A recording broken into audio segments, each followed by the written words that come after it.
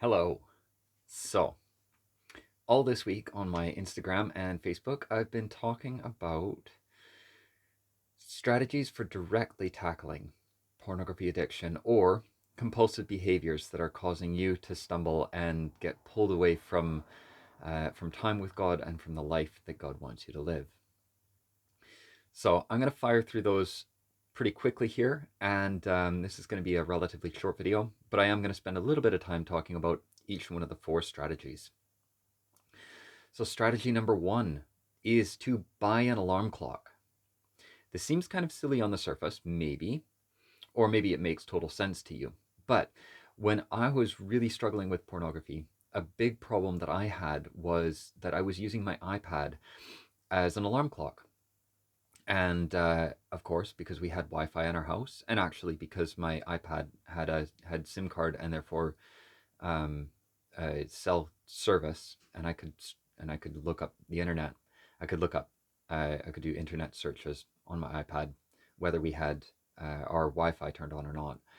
It meant that sometimes I would spend time while my wife was writing up her PhD or studying or out with friends, or even just if I was in bed first, um, I would do image searches.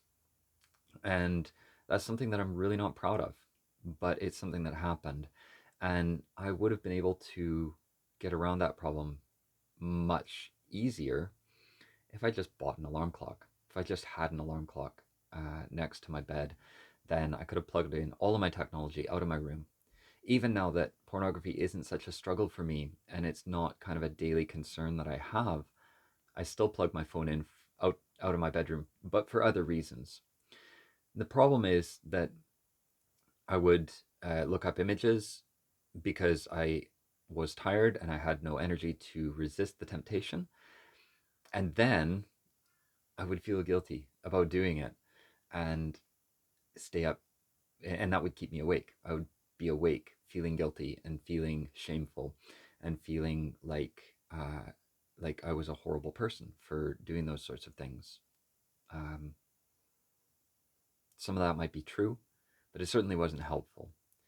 And the guilt that I was feeling, I certainly should have felt. What I was doing wasn't right, but I shouldn't have been feeling so much shame about it. And I'll talk about that probably in another video.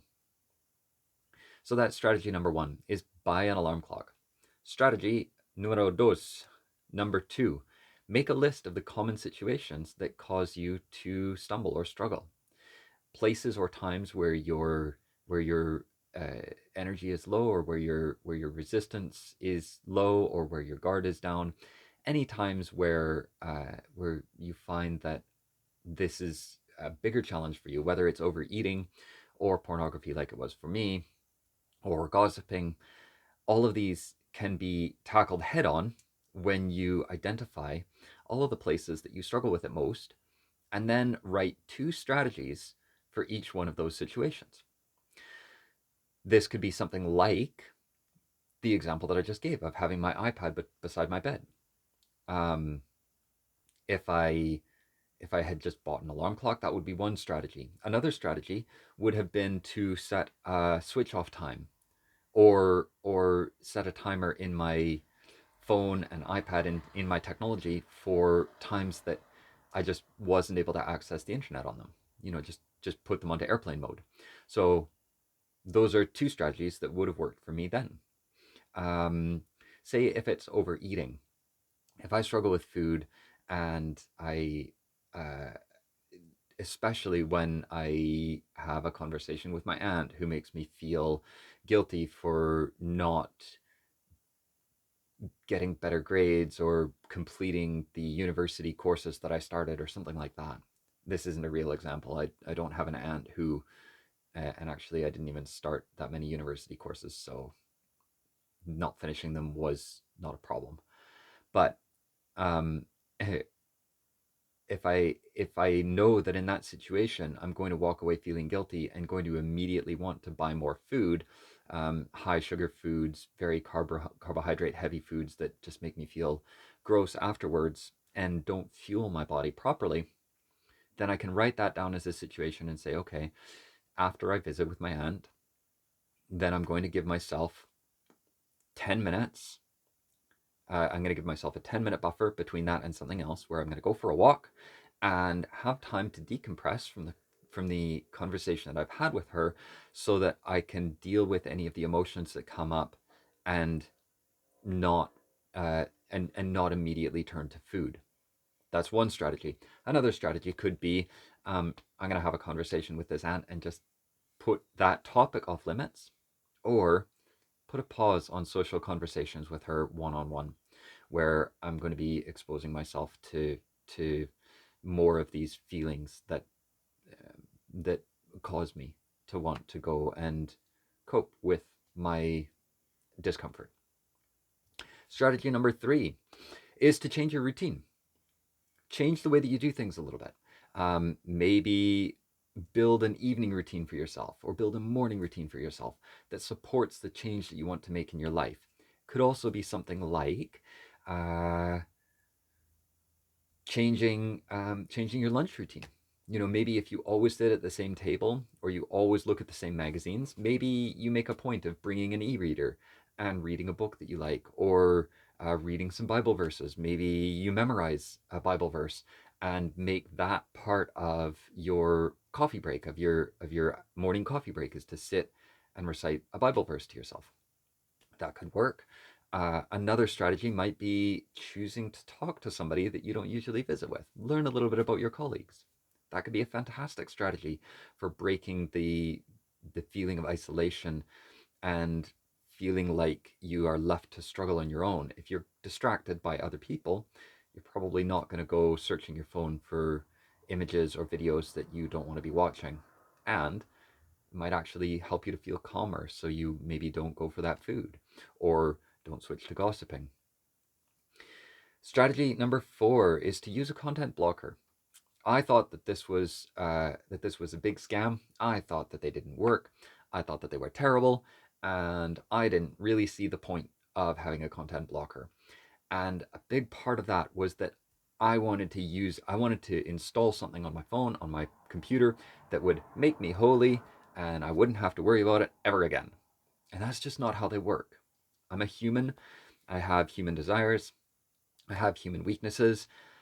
Instead of relying on it entirely, using a content blocker or using a filter, child filter on your browser or on your phone, is actually a really good tool to use as part of the collected strategy for tackling pornography addiction specifically, but other things as well. There are great app timers that you can use if you tend to sit and scroll your anxiety away. Um, there are lots of ways and websites and apps that you can, and actually a lot of the phones that you get now have app timers built in, or have those kind of what they call a digital health suite that allows you to put controls on the amount of time that you spend on different apps, or the amount of screen time that you have, or when your screen is full color and when it goes gray. My phone goes to grayscale at 8 p.m. and doesn't come to color again until 6:30 the next morning. So in that time, the color kind of triggers me that this is a time when I don't want to be on my phone, and it signals me to put it down and visit with the people that are right in front of me. So that's strategy number 4, but use it as part of a larger strategy. This is a great first step, and it can move you in the direction that you want to go. But if that's all that you do, it is going to fail and it will be ineffective. And bonus, and number 5 is to get an accountability partner. I push back against this a lot, and I'm actually going to do a different video next week to talk about accountability partners and um, how you can set up the relationship in a way that is going to be more beneficial. But that's just to say that sometimes just talking to somebody and saying, this is a thing that I'm struggling with, can help you buy a little bit of time while you sort through some of the bigger questions of what's actually going on, why am I doing this, and what am I getting out of it. Then you can go around getting those things in a healthier way and finding the tools and strategies that are going to work for you long term. I truly hope this was helpful. I value you in my audience. I would love to hear any questions that you have, any things that you would like to hear me talk about, or anything that would be beneficial to moving you forward on your journey of transformation. Faith is meant to transform our daily lives, to transform our actions. And if it's not doing that, then I think we have to question what's going on. I love you so much. Uh, if you have got value out of this, please share, drop a comment, tell me what you like, tell me what you'd like to hear more of, and I look forward to speaking to you again soon. Bye for now.